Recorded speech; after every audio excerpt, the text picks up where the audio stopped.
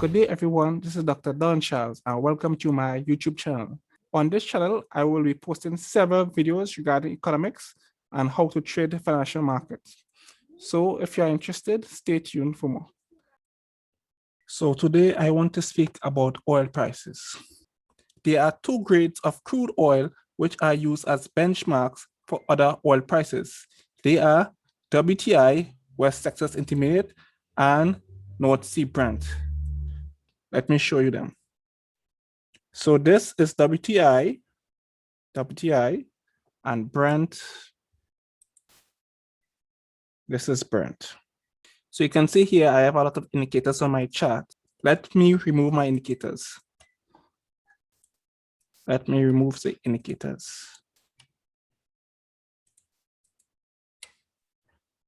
So this is Brent. This is WTI oil prices. These are the main benchmarks for oil prices. WTI crude originates from the United States. It is used as a benchmark for oil prices in the Western Hemisphere. In contrast, Brent originates from Europe, and it is used as a benchmark for oil prices in the Eastern Hemisphere. Oil prices, like many other commodities, are influenced by its demand and supply. The demand for crude oil is affected by the consumption of crude oil and the consumption of its refinery products in major countries. These countries tend to be developed countries as they have large economies and have the highest oil and refinery product consumption. The supply of crude oil is affected by the production of oil in the major producing countries. The notable oil producing countries include the US, Saudi Arabia, Russia, Canada, Iraq, Iran. In the 1970s, some of the oil producing countries formed a cartel. This cartel is called the Organization of Petroleum Exporting Countries. This group, OPEC, has historically been a major influencer of oil prices. OPEC historically captured 40% of the world's demand for oil. Subsequently, their production cuts immediately affected the price of crude oil on international markets. This dynamic started to change in the mid-2000s as the US experienced the shale revolution. So you may be asking, what is a shale revolution? In simplistic terms, the shale revolution is the increase in production in crude oil and natural gas in the US from its shale plays. Shale oil and shale gas refers to crude oil and natural gas found in the shale geological formations. Now, shale oil and shale gas was typically considered unconventional oil and unconventional gas. Why? Because the production of oil and gas from these shale plays were not economically feasible. However, this started to change in the 2000s as technological innovation occurred in the US. More specifically, companies operating in the shale plays applied hydraulic fracturing technology as well as horizontal drilling technology in the shale plays. This resulted in a significant increase in the production of crude oil and natural gas in US shale plays, resulting in a corresponding shale revolution. So I'm going back now. In the year 2014. In the year 2014, the crude oil market was oversupplied by roughly 3 billion barrels per day. This was due to excess supply generated by the US shale oil producers. Many stakeholders believe that OPEC would have cut their oil production to facilitate an increase in oil prices.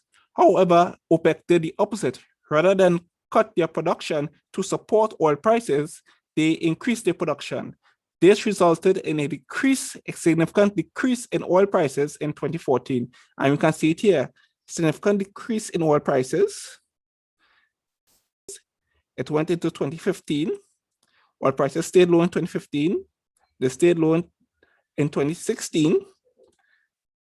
They were more or less suppressed throughout 2017.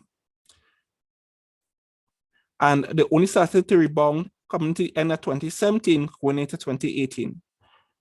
OPEC eventually changed its strategy. In fact, it eventually allied with non-OPEC members to help curtail oil supply.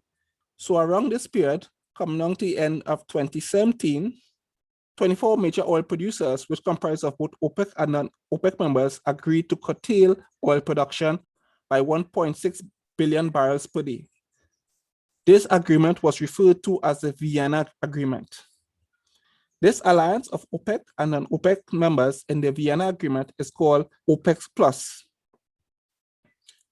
So you see it here, the production cuts installed by the OPEC Plus alliance caused a gradual rebound in oil prices from 2018. Going on to 2019, oil prices reached a peak of $77. It fluctuated. It went down, it went back up, it went sideways for a period of time, then reached a peak of $67.84. In the year 2020, oil prices were notably bearish. So we can see here from January, oil prices were on a decline. It went back up February. However, in March, there was a big decline here. This big decline here was due to the Vienna Agreement coming to an end, and the members failed to agree to extend their production cuts. So as members failed to agree, the news of this disagreement caused this big decline right here. Now we can see here, oil prices went down, they went back up, it went down, and then we can see a big drop here. So you may be asking, why was there a continuous decline in oil prices from March going on to April? This was a result of the non-pharmaceutical measures implemented by countries globally to contain the transmission of COVID-19. Essentially what this meant is that these measures implemented by countries to contain COVID-19 resulted in weak demand. And as a result of the weak demand, oil prices declined. Now on this date here, April 20th, 2020, the US inventories of crude oil were completely filled, in the sense that the producers of crude oil had no more storage capacity to store crude oil. So they actually gave out crude oil on this day for free. This caused oil prices to drop on this date, April 20th, 2020. Well, I've seen here from $18.94 and it dropped to, we see here on the chart, to $0 here. But if you look at the spot chart will show it declined to minus $40. This was a historical low. Oil prices never declined to minus $40 before in life. No one even thought it was possible for oil prices to reach a negative figure. This was absolutely unheard of. This was caused by this one day only, where there was an oversupply on the market, inventories were completely filled, and there was no storage space. And the producers of crude oil had to pay shippers to take the crude oil from off their hands. This caused oil prices to decline to this historical low. After this date, April 20th, 2020, oil prices experienced a gradual rebound. And you can see it here. It went up. Actually, it went up for the whole of 2020. 2020 ends here. So this is December 2020, oil price reached about $47.40. And since then, it has been on a continuous rise. Why has there been a rebound in oil prices? Simply because many countries are reopening their economies. This is resulting in a gradual increase in demand for all goods and services. As a result of the gradual uptick or rebound in demand, the demand for oil also increased. So we see it here, oil prices increased. Now this is May 5th, 2021. Oil prices have reached $64.43. Well, I've seen here $64.91. So the oil prices is actually fluctuating. This is live oil prices. Oil prices are actually moving right now. What do I expect the outlook? Well, at the rate oil prices are going, it looks like oil prices will reach $70 relatively soon. Will oil prices stay at the $70 mark? Well, that all depends on what goes on for the demand for oil. Many economies in the world are moderating between closing the economies and reopening the economies to contain the transmission of COVID-19. So when countries close their economies, this will result in decreased demand. When there's a decrease in demand, this will place pressure for a decrease in oil prices. However, as countries reopen their economies, this will result in an increase in demand. So we can see oil prices going up. What do I expect for 2021? I expect oil prices to go sideways. I expect oil prices to hit $70 at some point in time, but I do not expect oil prices to stay at $70. I think there'll be many contractions.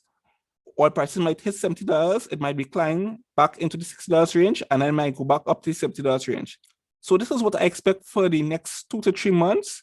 Of course, if any additional developments occur, it can result in significant changes in oil prices. So there you have it.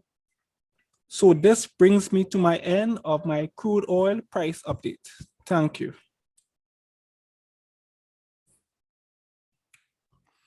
There you have it. This is Dr. Dan Charles, and thank you for watching my videos. If you want to see more, support my channel. Click like and click subscribe to be notified about more videos when they are released. Thank you.